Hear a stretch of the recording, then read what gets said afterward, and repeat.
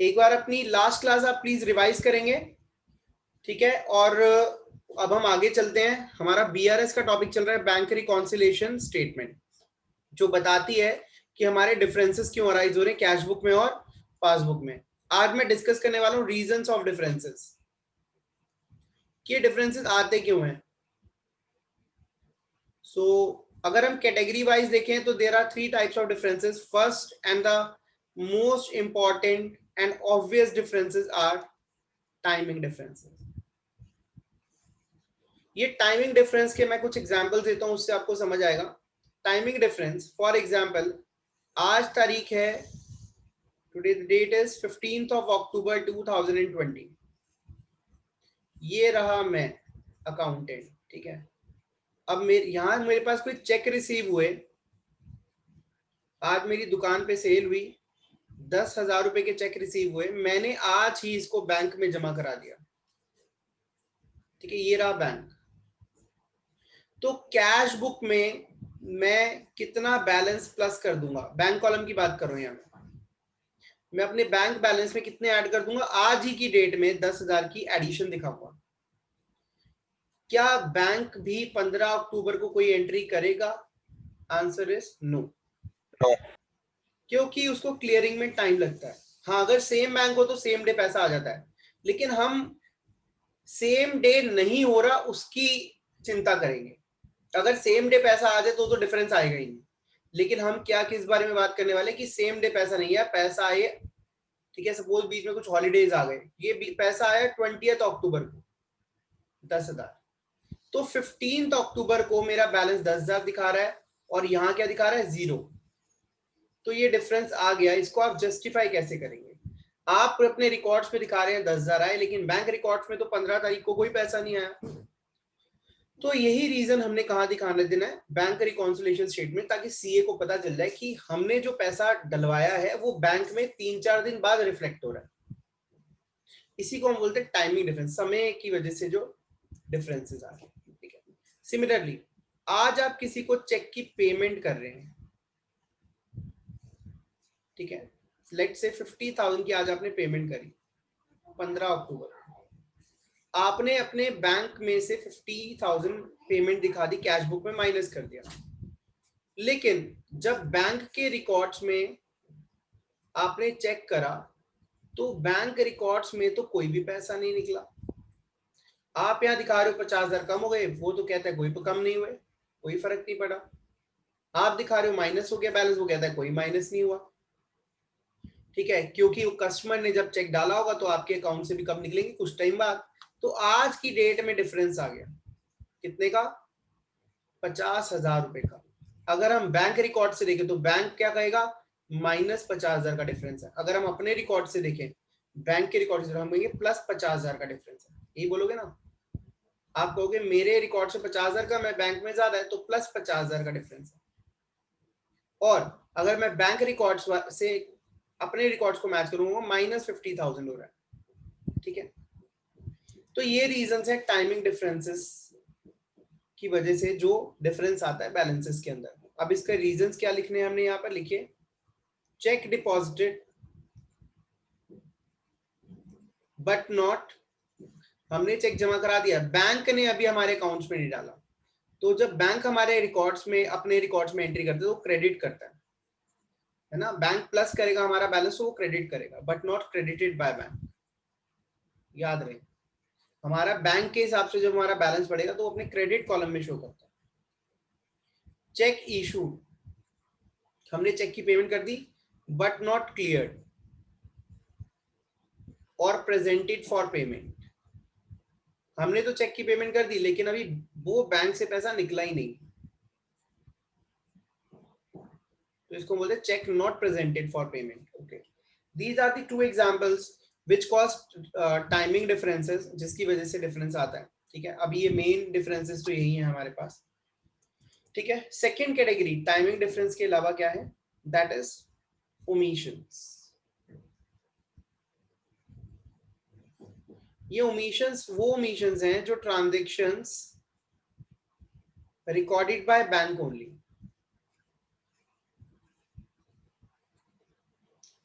ये बैंक ने रिकॉर्ड कर ली है लेकिन हमने रिकॉर्ड नहीं करी। इसका कारण क्या है, इसके एग्जाम्पल आप समझेंगे, पढ़ लेंगे तो आपको समझ आ जाएगा कि हमने क्यों नहीं रिकॉर्ड करी।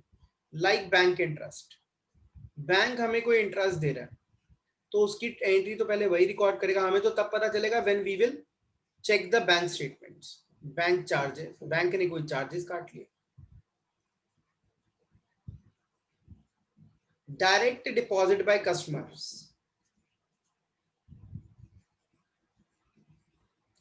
कस्टमर्स ने हमारे अकाउंट के अंदर डायरेक्ट कोई अमाउंट डिपॉजिट करा दिया जिसका पता हमें कब चला, जब हमने बैंक की स्टेटमेंट देखी, क्रॉस चेक करा। डायरेक्ट पेमेंट बाय बैंक्स,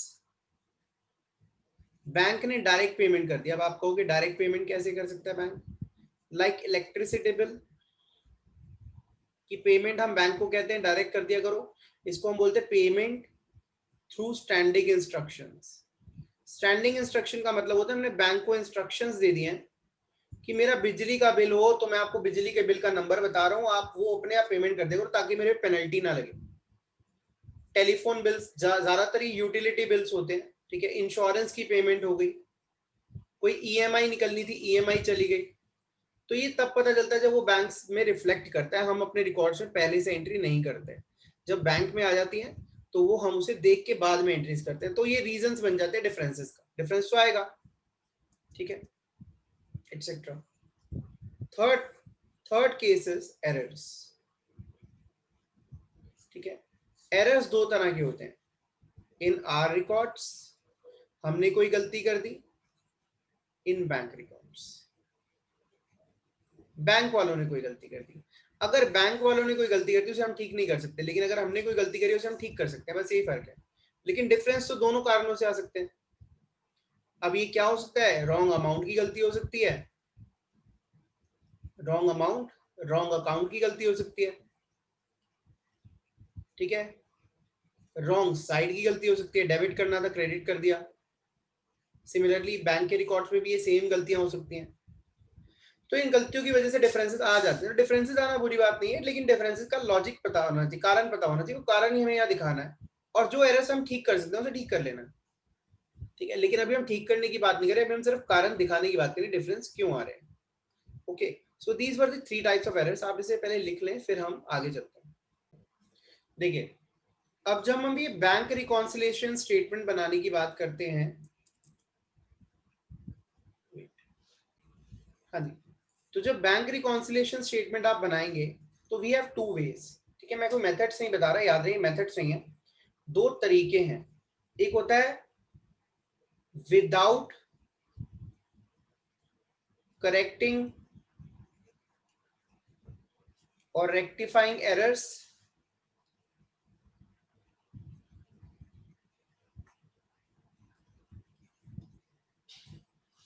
और डिफरेंसेस, और आफ्टर करेक्टिंग और रेक्टिफाइंग एरर्स और डिफरेंसेस।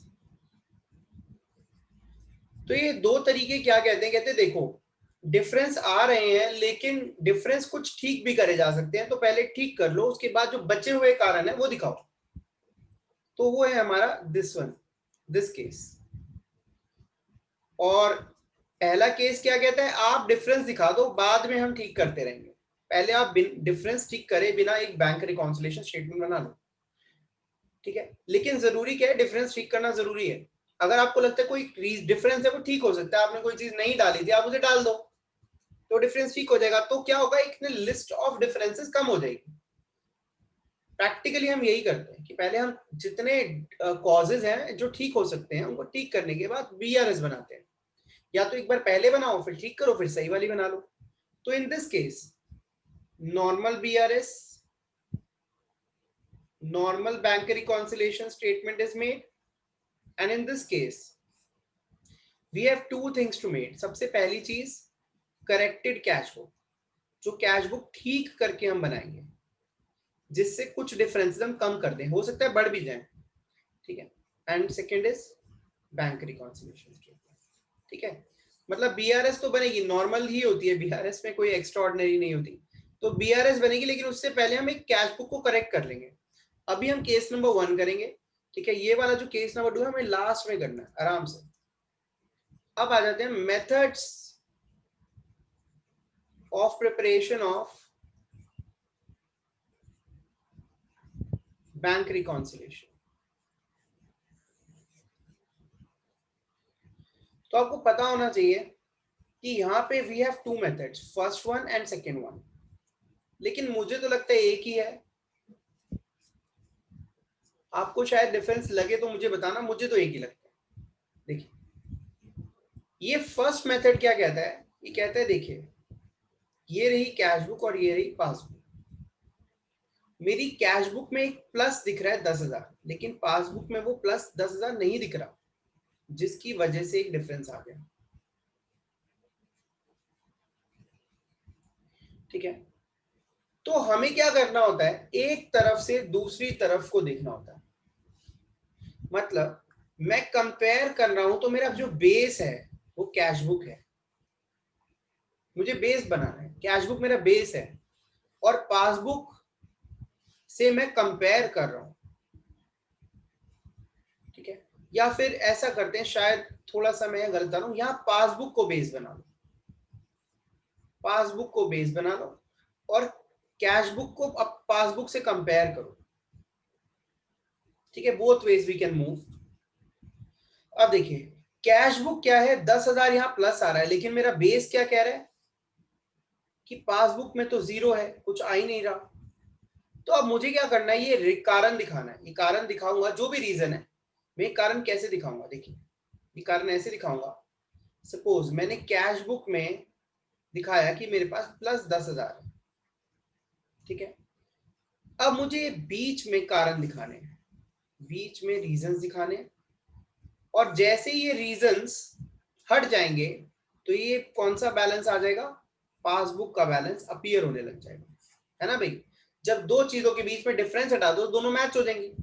तो अब यहां मैं क्या दिखाऊंगा, कैश बुक में 10,000 है, अगर मैं कैश बुक से पासबुक की तरफ मूव करता हूं तो मुझे क्या करना पड़ेगा, 10,000 से 0 पर जाना है, तो मुझे 10,000 को माइनस दिखाना पड़ेगा।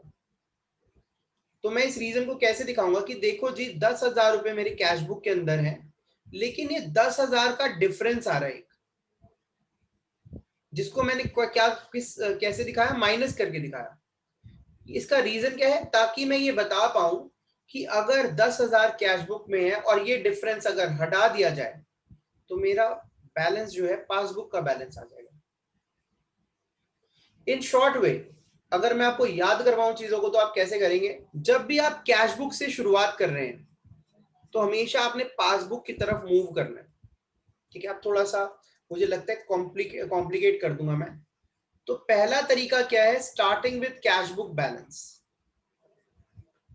अगर आप कैश बुक के बैलेंस से शुरुआत करें, कैश बुक का कौन सा बैलेंस, कैश बुक का बैंक बैलेंस, बैंक कॉलम देखेंगे हम, उससे अगर आप शुरुआत कर रहे हैं तो आपको इस पॉइंट का ध्यान रखना है, आपने मूव करना है टूवर्ड्स पासबुक बैलेंस। आप पासबुक के बैलेंस की तरफ मूव करेंगे। ठीक है, ये रही कैश बुक, ये ऊपर है पासबुक। ठीक है, तुमने गाना सुना होगा, ऊंची है बिल्डिंग, है ना, लिफ्ट तेरी बंद है, कैसे मैं आऊं बताओ। मैं तुमसे पूछूं कैसे आऊं, अब हमें ऊपर जाना है, तो बताओ ऊपर की सीढ़ियां पकड़े या नीचे की सीढ़ियां पकड़े, ये बता दो मुझे, फटाफट बताओ। ऊपर की। ऊपर की, मतलब हमें यहाँ प्लस की तरफ जाना है। ठीक है, ऊपर की तरफ जाना है तो हमें प्लस करना पड़ेगा। और अगर पासबुक का बैलेंस कम है तो हमें कौन सी सीढ़ियां पकड़नी है, नीचे की, तो हमें क्या करना पड़ेगा, माइनस करना पड़ेगा। समझ आई मेरी बात, ये तरीका है रिकंसिलिएशन स्टेटमेंट की प्रेजेंटेशन का।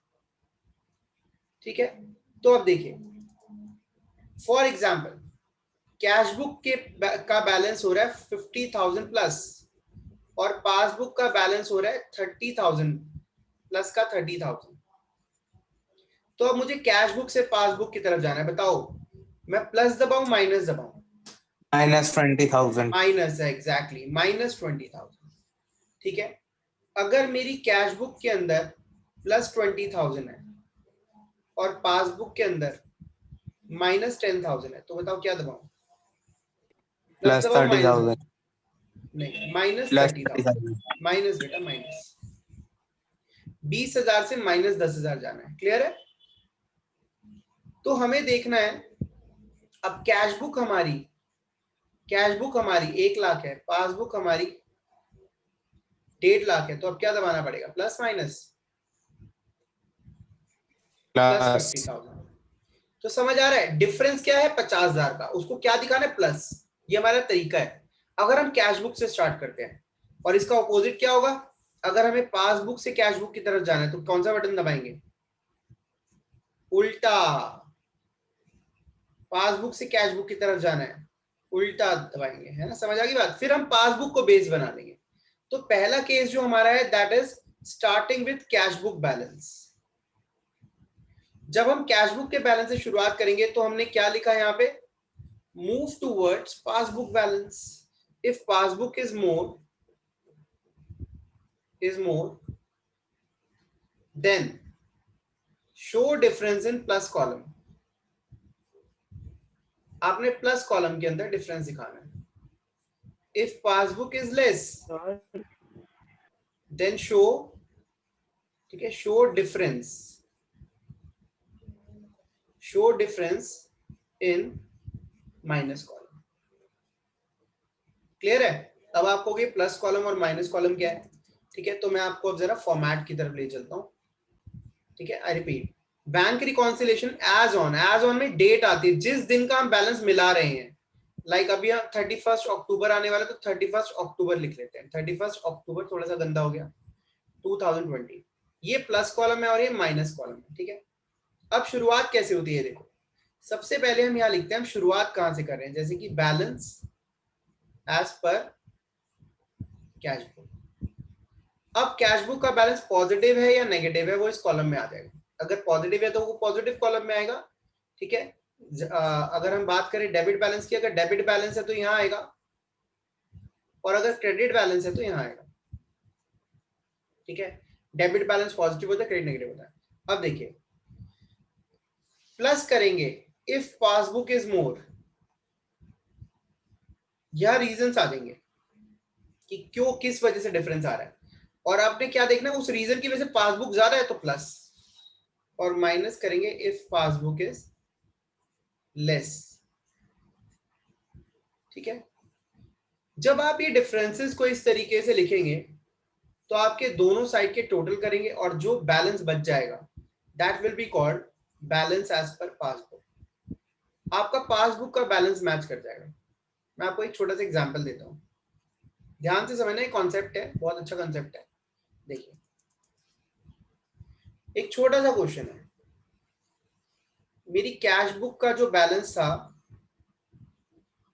ऑन, आज ही की डेट ले लेते हैं, आज है 15 अक्टूबर 2020, 50,000।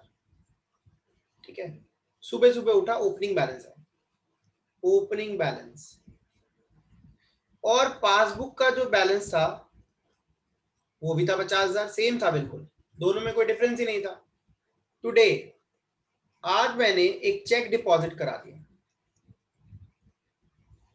Check deposited. जब मैंने चेक डिपॉजिट कराया वो चेक था 30,000 का, तो मेरी कैश बुक का बैलेंस इंक्रीज कर गया, 80,000 रुपए हो गया।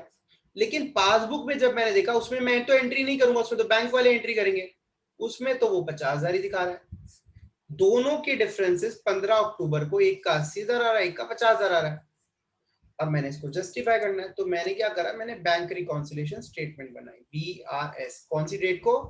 15 अक्टूबर को, 15th ऑफ अक्टूबर। ये फॉर्मेट होता है डेट लिखने का, 15th ऑफ अक्टूबर 2020। एक छोटी सी, बस एक ट्रांजेक्शन, एक ही डिफरेंस दिखा रहा हूँ, एक छोटी, ये अभी हो गया मेरा प्लस कॉलम और ये हो गया माइनस कॉलम, यहाँ आ गए पर्टिकुलर्स। अब मैंने क्या दिखाया, balance as per cash book. सबसे पहले मैंने ये दिखाया मेरा कैश बुक का बैलेंस क्या है। मेरी कैश बुक का बैलेंस जो है वो 80,000 है ना। अब मैंने देखा ये कैश बुक का बैलेंस ज्यादा है, पासबुक का कम है, तो मुझे क्या करना पड़ेगा, माइनस, है ना। माइनस कितना करना पड़ेगा, माइनस 30,000 दिखाना पड़ेगा, क्योंकि पासबुक कम है, पासबुक कम है तो माइनस, क्योंकि कैश बुक से जब हम शुरू करेंगे तो हम पासबुक के बारे में सोचेंगे, ठीक है, कि पासबुक तो ज्यादा है कम है, तो हम यहाँ दिखाएंगे। अब यहाँ क्या दिखाएंगे, यहाँ दिखाएंगे कि हमने जी चेक जमा कराया था, चेक डिपॉजिटेड इनटू बैंक